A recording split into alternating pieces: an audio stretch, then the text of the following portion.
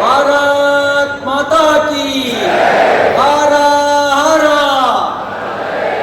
हर हर सनातन हिंदू धर्म की जय गुरु बसवलिंगाय नमः गुरु ಸಿದ್ದರಾಮೇಶ್ವರರಿಗೆ ಎಲ್ರಿಗೂ ನಮಸ್ಕಾರ. ನೊಳಂಬ ಸಮಾಜ ಆಯೋಜನೆ ಮಾಡಿರುವ ಗುರು ಸಿದ್ದರಾಮೇಶ್ವರರ 853ನೇ ಜಯಂತಿಯ ದಿವ್ಯ ಸಾನ್ನಿಧ್ಯವನ್ನು ವಹಿಸಿರ್ತಕ್ಕಂಥ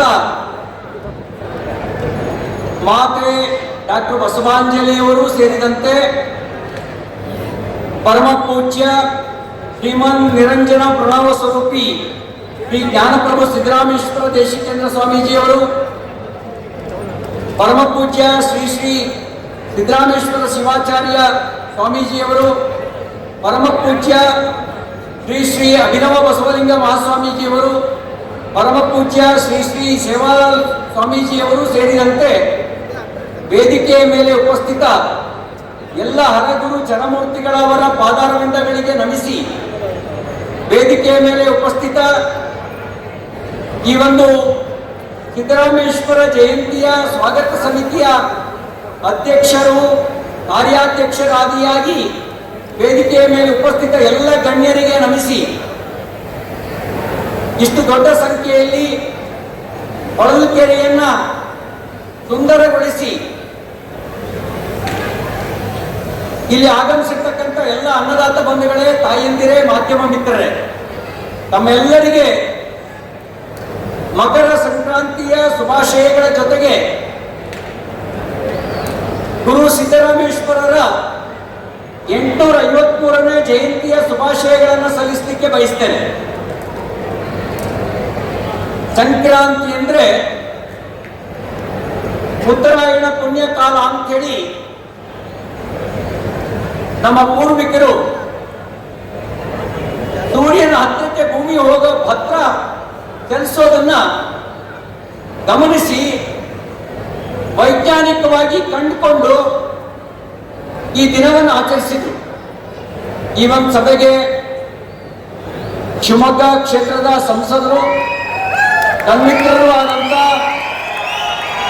BY ವಿಜೇಂದ್ರರವರನ್ನ ಈ ಸಭೆಯ ಪರವಾಗಿ ನಾನು ಹೃತ್ಪೂರ್ವಕವಾಗಿ ಸ್ವಾಗತಿಸ್ತೇನೆ.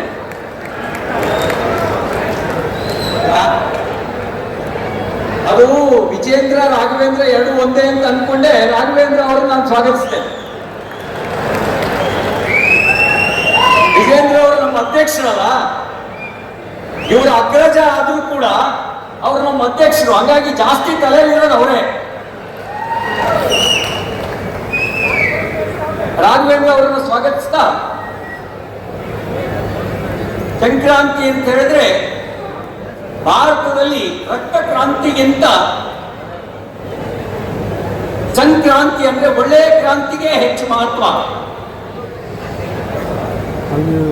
ವ್ಯಕ್ತಿ ಜೀವನದಲ್ಲಿ, ಸಮಾಜ ಜೀವನದಲ್ಲಿ ಎಲ್ಲರಿಗೂ ಒಳ್ಳೆಯ ಕ್ರಾಂತಿ ಆಗಲಿ, ಭಗವಂತ ತಮ್ಮೆಲ್ಲರ ಮನಸ್ಸಿನ ಸದಿಚ್ಛೆಗಳನ್ನು ನೆರವೇರಿಸಲಿ ಅಂತ ಹೇಳಿ ಭಗವಂತನಲ್ಲಿ ಪ್ರಾರ್ಥಿಸಿ. ನೋಡಿ, ಸ್ವಂತಕ್ಕೆ ಬದುಕಿದವರು ಅವ್ರ ಮನೆಯಲ್ಲೂ ಕಳೆದು ಹೋಗ್ತಾರೆ. ಸಮಾಜಕ್ಕಾಗಿ ಬದುಕಿದವರು ಶತಮಾನಗಳ ನಂತರವೂ ಮನದಲ್ಲಿ ಉಳಿತಾರೆ ಅನ್ನೋದಕ್ಕೊಂದು ಜೀವಂತ ಉದಾಹರಣೆ ಶ್ರೀ ಗುರು ಸಿದ್ದರಾಮೇಶ್ವರರು. ಎಷ್ಟು ರಾಷ್ಟ್ರಗಳಲ್ಲಿ ನಡೆಯುತ್ತೆ, ಶಿವರಾತ್ರಿ ಎಷ್ಟು ರಾಷ್ಟ್ರಗಳಲ್ಲಿ ನಡೆಯುತ್ತೆ.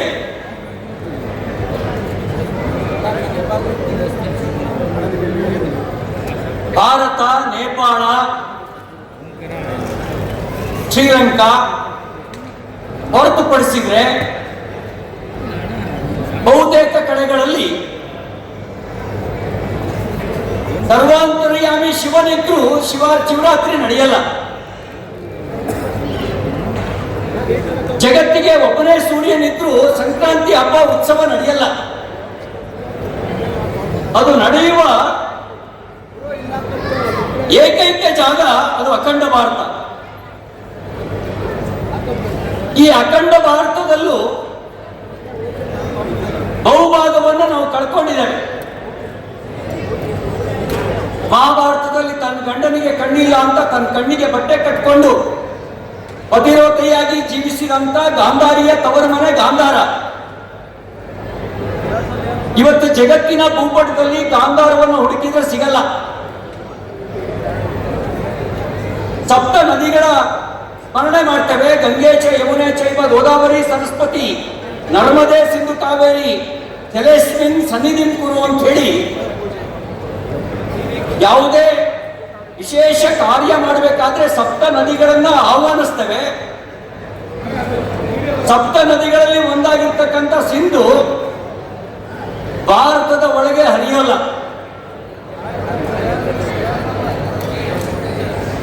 ಭಾರತವನ್ನ 47ರಲ್ಲಿ ಮತೀಯ ಆಧಾರದಲ್ಲಿ ವಿಭಜಿಸಿದ್ರಲ್ಲ, ಅದು ಅವತ್ತು ಪಾಕಿಸ್ತಾನ ಆಯಿತು. ಸಿಂಧುವನ್ನ ಕತ್ತರಿಸಿ ಪಾಕಿಸ್ತಾನದ ಭಾಗವಾಗಿ ಮಾಡಿಬಿಟ್ರು. ಭಾರತವನ್ನ ಸಾಂಸ್ಕೃತಿಕವಾಗಿ ಜೋಡಿಸಿದ್ದು ದ್ವಾದಶ ಲಿಂಗಗಳು, ಶಕ್ತಿಪೀಠಗಳು ಭಾರತವನ್ನ ಸಾಂಸ್ಕೃತಿಕವಾಗಿ ಜೋಡಿಸಿದ್ದು. ನಮ್ಮ ಭಾಷೆ ಬೇರೆ ಬೇರೆ, ಸಂಸ್ಕೃತಿ ಒಂದೇ. ಭಾಷೆ ಬೇರೆ ಇದೆ ಅಂದ ತಕ್ಷಣ, ಆಹಾರ ಪದ್ಧತಿ ಬೇರೆ ಇದೆ ಅಂದ ತಕ್ಷಣ, ವೇಷ ಬೇರೆ ಇದೆ ಅಂದ ತಕ್ಷಣ ದೇಶದಲ್ಲಿ ಸಂಸ್ಕೃತಿ ಬೇರೆ ಆಗಿರ್ಲಿಲ್ಲ. ಆದ್ರೆ ಆ ಸಂಸ್ಕೃತಿಯ ಮೇಲೆ ಆಕ್ರಮಣ ನಡೀತಲ್ಲ, ಈಗಲೂ ನಡೀತಾ ಇದೆಯಲ್ಲ. ಯಾಕೆ ಬಾಂಗ್ಲಾದೇಶದಲ್ಲಿ ದೀಪುದಾಸನ್ನ ಜೀವಂತವಾಗಿ ಸುಟ್ಟರು? ಯಾಕೆ ವಿಶ್ವಾಸ ಮಂಡಲನ್ನ ಅಟ್ಟಾಡಿಸಿ ಕೊಂದು ಹಾಕಿದ್ರು?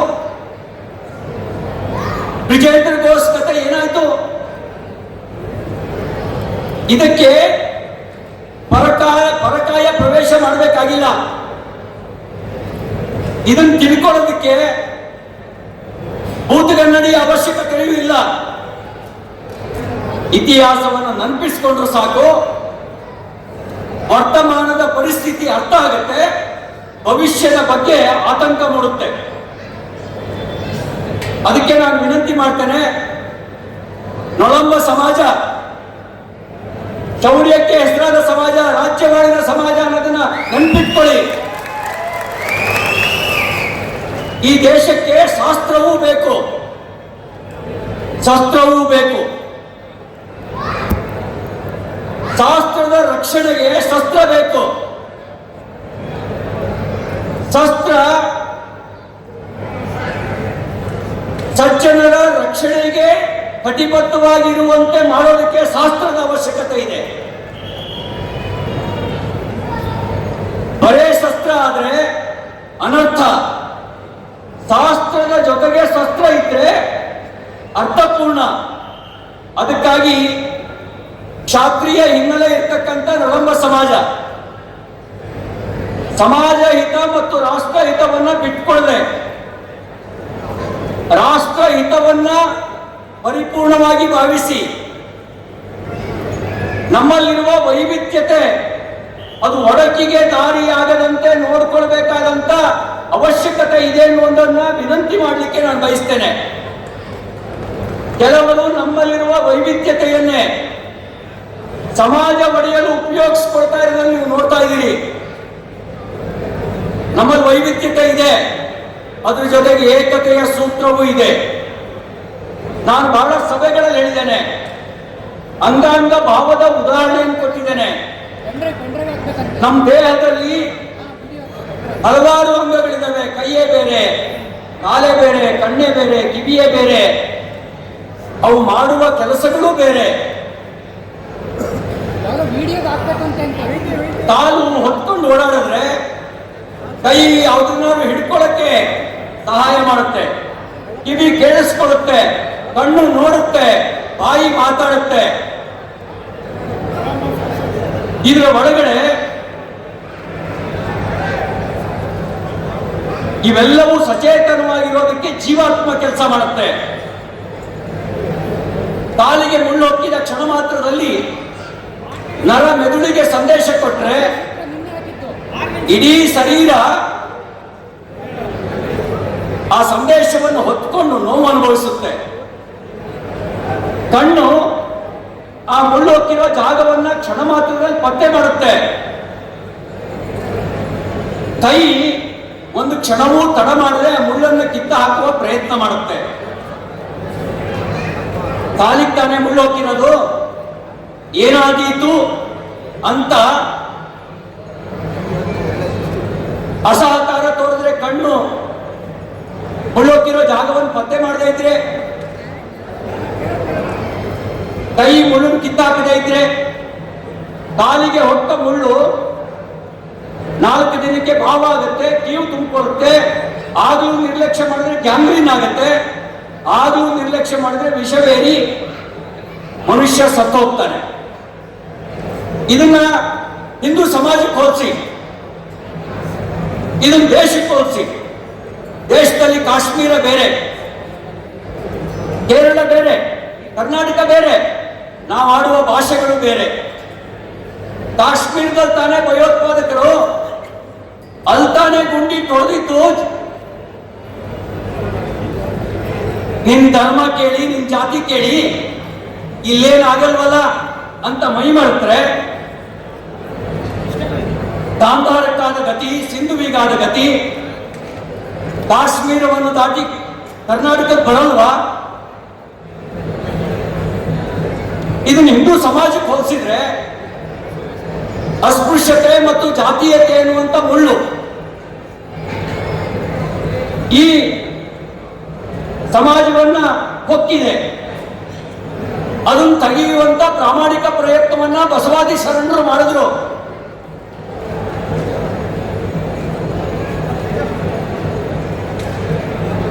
ಆ ಬಸವಾದಿ ಶರಣರು ಮಾಡಿದ ಪ್ರಯತ್ನವನ್ನ ವರ್ತಮಾನದಲ್ಲಿ ನಾವು ಅಳವಡಿಸಿಕೊಳ್ಳದೆ ಇದ್ರೆ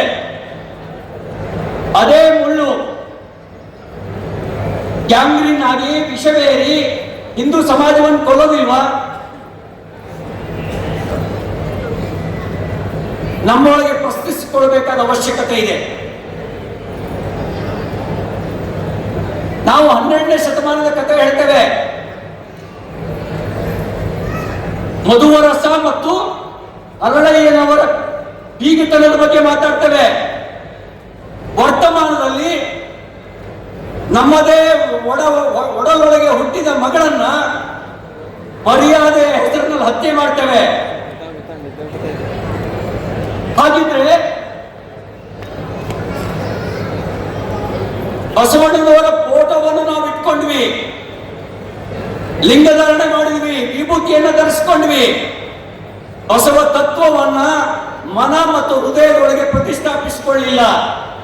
ಇವತ್ತು ಜಗತ್ತಿಗೆ ಬೇಕಾಗಿರೋದು ಬರೀ ಭಾರತಕ್ಕಲ್ಲ, ಜಗತ್ತಿಗೆ ಬೇಕಾಗಿರೋದು ಬಸವ ತತ್ವ, ಸಿದ್ದರಾಮೇಶ್ವರರ ಕಾಯಕ ತತ್ವ. ನಮಗೆ ಬಸವಣ್ಣನವರ ಮೂರ್ತಿಯ ಜೊತೆಗೆ ವಿಚಾರವೂ ಬೇಕು. ಅದು ಬಾರದೇ ಇದ್ರೆ ಇದೇ ಜಾತೀಯತೆ, ಇದೇ ಅಸ್ಪೃಶ್ಯತೆ ಹಿಂದೂ ಸಮಾಜವನ್ನು ನಾಶ ಮಾಡುತ್ತೆ.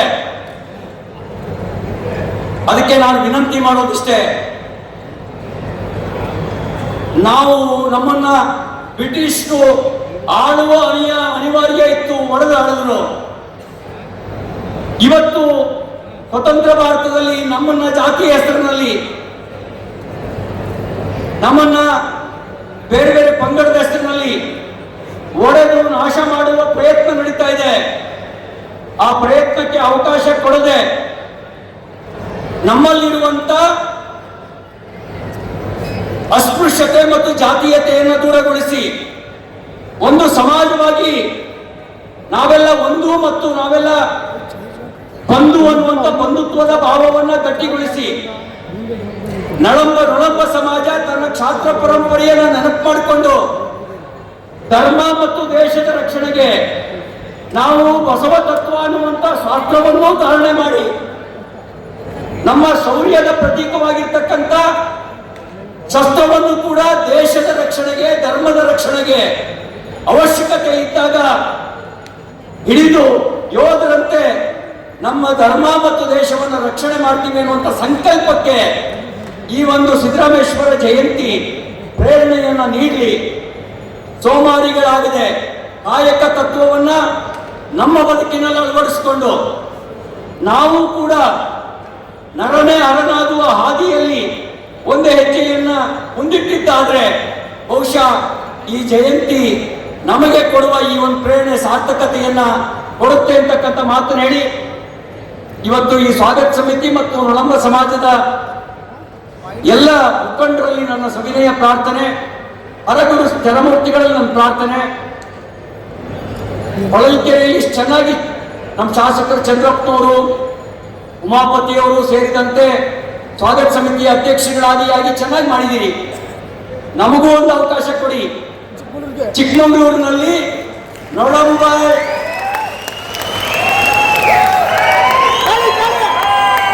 ಸಮಾಜ ಹಿಂದೂ ಸಮಾಜದ ಒಂದು ಭಾಗ. ನಾವೆಲ್ಲ ಹಿಂದುತ್ವಕ್ಕಾಗಿಯೇ ರಾಜಕಾರಣದಲ್ಲಿರೋರು. ಸಿದ್ದರಾಮೇಶ್ವರರು ನಮಗೆ ಬೇರೆ ಅಲ್ಲ. ಸಿದ್ದರಾಮೇಶ್ವರರು ಅವರ ತತ್ವ ಅದು ಸೂರ್ಯ ಎಷ್ಟು ಪ್ರಖರವಾಗಿರ್ತಾನೋ ಅಷ್ಟೇ ಪ್ರಖರವಾಗಿರೋ ವಿಚಾರ. ಸಿದ್ದರಾಮೇಶ್ವರ ಜಯಂತಿಯನ್ನ ಮುಂದಿನ ಬಾರಿ ಚಿಕ್ಕಮಗಳೂರಿನಲ್ಲಿ ಮಾಡೋದಕ್ಕೆ ಅವಕಾಶ ಕೊಡಬೇಕು ಅನ್ನೋದು ನನ್ನ ಪ್ರಾರ್ಥನೆ. ಸಹಮತ ಇದೆ ಅಂದ್ರೆ ನಮ್ಗೊಂದು ಜೋರಾಗಿ ಒಂದು ಕೈ ಎತ್ತಿ ಹೇಳಿ, ಹಾರ ಹಾರ ಹಾರ ಹಾರ. ನಮಗೆ ಚಿಕ್ಕಮಗಳೂರಿನಲ್ಲಿ ಕೊಡಿ. ನಭೂತೋ ನ ಭವಿಷ್ಯಕ್ಕೆ ಅಂತ ಹೇಳಲ್ಲ. ಈ ಹಿಂದೆ ಆಗಿರಬಾರ್ದು, ಆ ರೀತಿಯಲ್ಲಿ ಮಾಡಿ ತೋರಿಸ್ತೇವೆ. ಮುಂದಿನವರಿಗೆ ಅದಕ್ಕಿಂತ ಚೆನ್ನಾಗಿ ಮಾಡೋದಕ್ಕೆ ಒಂದು ದಾರಿಯನ್ನ ತೋರಿಸ್ಕೊಡ್ತೇವೆ ಅಂತಕ್ಕಂಥ ವಿನಂತಿಯನ್ನ ಮಾಡ್ತಾ ತಮ್ಮೆಲ್ಲರಿಗೆ ನಾನು ವಂದಿಸಿ, ಎಂ.ಬಿ. ಪಾಟೀಲ್ರು ಈಗ ಬಂದ್ರು. ನಾನು ರಾಘವೇಂದ್ರ ಅವರಿಗೆ, ಎಂ.ಬಿ. ಪಾಟೀಲ್ರಿಗೆ, ನಮ್ಮ ಎಲ್ಲ ಮುಖಂಡರಿಗೆ ಒಂದು ವಿನಂತಿ ಮಾಡಲಿಕ್ಕೆ ಬಯಸ್ತೇನೆ. ನಾನು ಚಿಕ್ಕಮಗಳೂರಿನಲ್ಲಿ ಅಲ್ಲೊಂದು ಸ್ಥಳೀಯ ಚುನಾವಣೆ ಇರೋ ಹಿನ್ನೆಲೆಯಲ್ಲಿ ಬರಬೇಕೋ ಬಿಡಬೇಕು ಅಂತಿದ್ದೆ. ಆದ್ರೆ ಸಮಾಜ ವಿಶ್ವಾಸಕ್ಕೆ, ನಂಬಿಕೆಗೆ ಹೆಸರಾದ ಸಮಾಜ. ಆ ಸಮಾಜ ಯಾವತ್ತೂ ನಂಬಿಕೆ ಮತ್ತು ವಿಶ್ವಾಸವನ್ನು ಬಿಟ್ಕೊಟ್ಟಿಲ್ಲ. ನನ್ನಂತವನನ್ನ 4 ಸಾರಿ ವಿಧಾನಸಭೆ ಕಳಿಸೋದಕ್ಕೆ ಈ ಸಮಾಜದ ಬಹುದೊಡ್ಡ ಪಾತ್ರ ಇದೆ. ಆ ನಿರ್ವಿವಾದವಾಗಿ ಒಪ್ಕೊಂಡ ಈ ಸರಿ ಚುನಾವಣೆಯಲ್ಲಿ ನಾನು ಸೋತಿರಬಹುದು, ಆದ್ರೆ ಸೋತಾಗ್ಲೂ ಸಮಾಜ ನನ್ನನ್ನು ಕೈ ಬಿಟ್ಟಿಲ್ಲ. ಆ ಕೃತಜ್ಞತೆಯನ್ನು ವ್ಯಕ್ತಪಡಿಸಬೇಕು ಅನ್ನೋ ಹಿನ್ನೆಲೆಯಲ್ಲೇನೆ ನಾನು ನಮ್ಮ ಎಸ್.ಎಂ. ನಾಗರಾಜ್ ಅವರು ಕರೆದಾಗ ನಾನು 14-15 ಯಾವತ್ತಾರೋ ಒಂದಿನ ಬಂದು ಹೋಗ್ತೀನಿ ಅಂತ ಹೇಳಿ ಬಂದಿದ್ದೇನೆ. ನಿಮ್ಮನ್ನು ನೋಡಿ ಆನಂದ ಆಗಿದೆ. 17ನೇ ತಾರೀಕು ಚುನಾವಣೆ ಇರೋ ಹಿನ್ನೆಲೆಯಲ್ಲಿ ಎಲ್ಲರ ಅನುಮತಿಯನ್ನು ಪಡೆದು ನನಗೆ ಹೋಗಲಿಕ್ಕೆ ಅನುಮತಿ ಕೊಡಬೇಕು ಅಂತ ಹೇಳಿ ವಿನಂತಿ ಮಾಡಿ ಎಲ್ಲರಿಗೆ ವಂದಿಸಿ, ಸಮಾಜದ ಕಷ್ಟ ಸುಖಕ್ಕೆ ನಿಮ್ಮ ಮನೆಯ ಮಗನಂತೆ ಸದಾಕಾಲ ನಿಮ್ಮೊಂದಿಗೆ ಇರ್ತೇನೆ ಅನ್ನುವಂತ ಮಾತನ್ನು ಹೇಳಿ ಎಲ್ಲರಿಗೂ ವಂದಿಸಿ ನಾನು ಮಾತು ಮುಗಿಸ್ತೇನೆ. ಭಾರತ್ ಮಾತಾ ಕಿ